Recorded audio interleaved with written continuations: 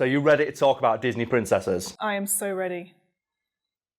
I thought you were going to say to talk about Disney princesses and took a sip. It, let's talk about Disney princesses. Few companies on Earth have a series of characters under their control as well recognised and a corporate war chest as deep as that of Disney. Oddly, despite the near limitless resources at its command, Disney self-admittedly do almost no market research into one of its most valuable and well-recognised pieces of intellectual property, the Disney princesses. So, who are the Disney princesses? The Disney princesses are a series of 11 characters from Disney movies that have appeared in their films over the years. And contrary to what people might expect, the Disney princesses trademark does not include every princess to appear in a Disney movie. For example, Elsa from Frozen, despite being a princess in a Disney movie, is not an official Disney princess and instead enjoys a position as, paradoxically, an unofficial official Disney princess in merchandise and in the eyes of fans. I'd love to explain why that's the case, but there has been no official confirmation from Disney about why certain characters are Disney princesses and why some of them aren't. And it's really weird, isn't it? To think like, because Mulan is a princess, despite the fact she's not royalty, and so is Pocahontas, but Elsa is not. And in that vein, have you seen any of the stuff floating around online, like the petitions to make characters from the pieces of property that Disney's bought, like Star Wars, Marvel, and all the Fox stuff, official Disney princesses? No, no. Because if you think about it, Disney now owns Star Wars, and who's a princess in Star Wars? Princess Leia. She could be a Disney princess. Or what about Marvel? What about Shuri from Black Panther? Like, isn't she the princess of Wakanda? Or, and you've got my favourite one from Fox, the aliens. Because the aliens have a queen and you have Praetorian guards in alien fiction, which are seen as princesses of the alien race. And I'll be honest, I would love to see a piece of official Disney merchandise that just has the alien queen.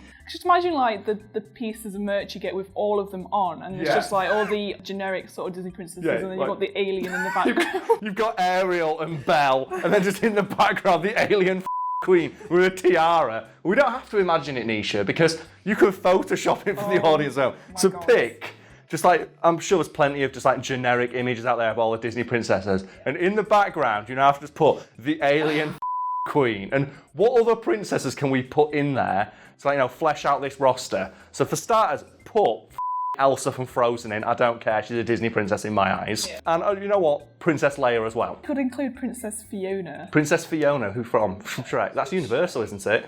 You know what? Put her in anyway, because this is our Photoshop. Because who cares? I'm sure that Disney will buy Universal eventually and own that. And I'm now thinking of Marvel. So if we can get Shuri in, but you've got to put Shuri into like a battle gauntlets from the end of Black Panther, because that's f***ing awesome. But are there any other like characters who could be considered to be princesses? I'm currently thinking, are there any other kings and queens that are introduced except for Wakanda? But I know in my head I'm probably forgetting one and people are now super mad. So I'm now drawing a blank on another Fox princess we can get, because just the alien queen is just too like present in my mind. So have you got any ideas? Or to add more aliens. Always need more alien princesses. From Futurama, you've got Leia. Oh yeah, because Leia is the king of that planet, isn't he, I think? Omicron Percy I8. Yeah, and surely his wife by default will be a queen or a princess. Yeah, put her in anyway. She's there. And before we move on, I just want to quickly discuss the fact there are other Disney characters who aren't considered official Disney princesses, despite the fact they have a better claim of being royalty than some of the people who are considered Disney princesses, like Vanellope von Sweets. And they even make a joke about that in the Wreck-It Ralph movie. But you've got Nala from The Lion King. And I'm just going to argue that if you're called the Lion King, there has to be a lion princess, so why can't it be Nala?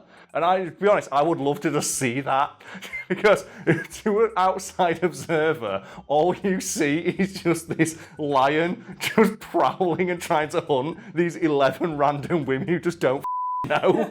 So there are plenty of Disney princesses. Yes. But who came up with Disney princesses. Yeah, and people can't see what she's making big giant air quotes, you've learned well.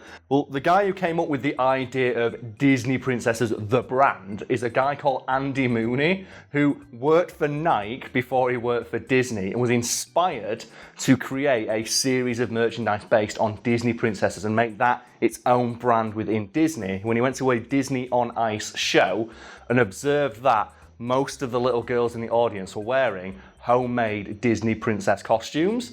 And he thought to himself, well, why don't we sell those? Because that is a gap in the market we could absolutely exploit, and there's clearly a demand for it. And you'd think, audience at home, that when higher-ups at Disney were presented with an opportunity to make basically infinite money from something they already owned by a guy who was like a marketing executive for one of the biggest companies on earth, they were like, immediately done that. But no, and higher-ups at Disney, including Roy Disney, poo-pooed the idea.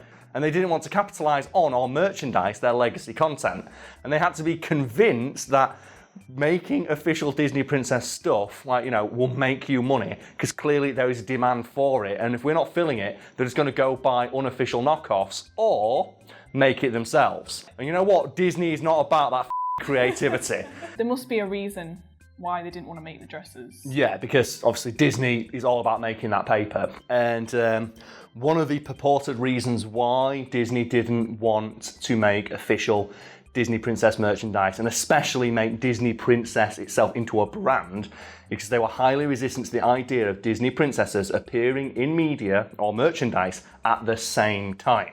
Right, ostensibly to protect the individual mythologies of each character, and for that reason they have a number of bizarre stipulations, including, and I'm not making this up, that merchandise containing more than one Disney princess cannot have them making eye contact with one another, which is why, and I'm sure there'll be examples behind me as I say this, on every piece of official Disney merchandise featuring more than one princess, they just stare off in a random direction, which I think makes each Disney princess seem like a complete with the merchandise behind me, it's clearly trying to show that they're all gathered together in a group at the same time, but none of them are looking at one another. And I think people are obviously wondering now, Wreck-It Ralph, what happened there? And the story is that took ages to get done. Because Disney is so protective of this specific brand. They had somebody just sitting on production during those scenes to make sure that they never went off script and that every stipulation they demanded was upheld. And I consider that to be the most impressive feat of just corporate wrangling. To get Disney of all companies to let them use those characters in a scene and interact with one another, because they almost never do that. Hi. And the rumour is that was going to be a test the waters type thing for a potential Disney princess crossover movie where they all team up. And Disney have come out and said, no, we're not going to do that, despite the fact it's the best scene in the entire film. I'd say that's my favourite scene. Yeah, because they hate the idea of the individual movies each princess comes from being diluted by doing these crossovers. Bear in mind, this is the company that owns Marvel. And I just think that's great that Disney wants to have their cake and eat it too, and is somehow doing that. Apart from not looking at each other, are there any other rules you have to follow? This is Disney we're talking about. Of course there are a bunch of rules. I think in regards to animation, there's a lot of stuff like never go off model, the character must always look this specific way. But another funny one that I like is that no princess can wear an outfit that looks like another princess. And to this end, when they made the Disney Princesses brand, they slightly redesigned a lot of the costumes the princesses wore, so they all had their own distinctive colour palette. I guess they know the characters better than we do. They think they do, and to this end, Disney have never conducted any market research into the popularity, scope, reach, or audience of the Disney Princess brand. And are just so supremely confident that anything they slap the Disney Princess trademark logo on will sell, that they don't even bother to check what products people want. Yeah. They just release them and they sell. This, of course, has blown up in Disney's face in the past because they take this approach with a lot of their merchandise. Like, they tend to not do market research, because if you do market research, there's a chance something will leak. Let's put some respect on, Elsa for a moment. Let's get her dues for this video, because this did happen with Frozen. So it's not a Disney princess property, but it's a good example of Disney just like completely missing the mark in regards to what's going to be popular. After the movie came out, Elsa was the standout character. She's a ice princess. She's got Sub-Zero from Mortal Kombat's powers. She's awesome. But Disney, they swaggered in with their dick out into the room and said, nah, Anna's going to be the character in this movie the little girls are going to empathise with and want to dress up as. So it, put all the money into Anna merchandise. And obviously when the movie came out, nobody wants Anna merchandise. They all want the Elsa dresses, the Elsa dolls, and Disney didn't make enough. And it got to the point where they were literally auctioning off the ability to enter into a raffle to buy an Elsa doll, because they made so few of them. Because they assumed that we don't have to do any marketing research. Of course little girls are going to want to be Elsa's wet blanket of a sister. Not realising that Elsa is the villain to an extent of that movie, and the villain's always cooler, and people always want to dress like the villain. And obviously they did correct course and make a bunch of Elsa merchandise, but the image I want to leave people with today is that there is probably somewhere out there a gruff old Disney executive who thinks and knows in his own head that he knows more about princesses than little girls. So since it's been the theme of today's episode, let's discuss princesses in fiction and talk about our favourite ones, whether or not they're from Disney. Do you have any in mind that you've wanted to talk about? Couldn't, because we had to talk about the Disney ones.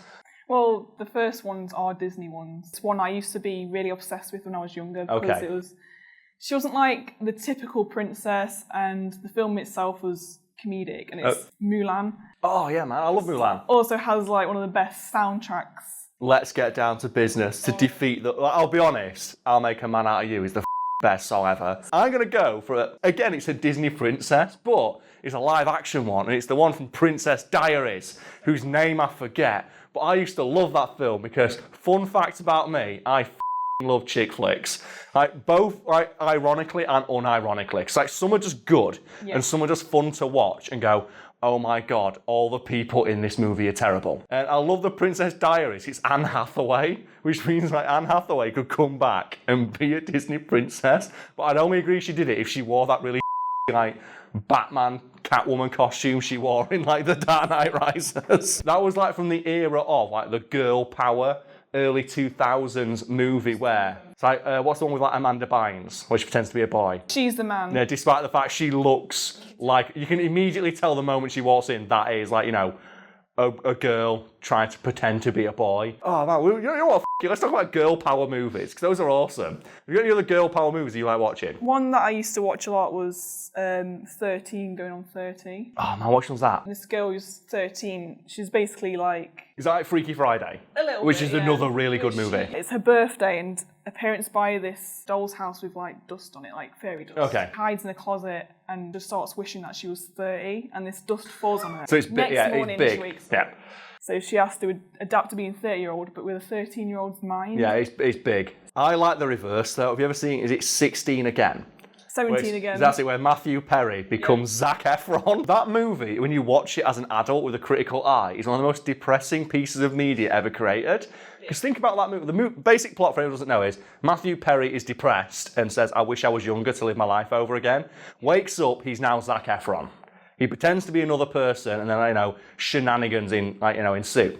But if you watch that movie and you realise, wait a minute, Matthew Perry's character ceases to exist when Zac Efron, enters the scene, and nobody asks where he is. Yeah, his family, his job, his children don't even bother to ask where their dad is. No one reports him missing. No one asks where he is. Even his neighbours don't give a That's those stories you hear about people who fake their death and go to their own funeral and no one turns up.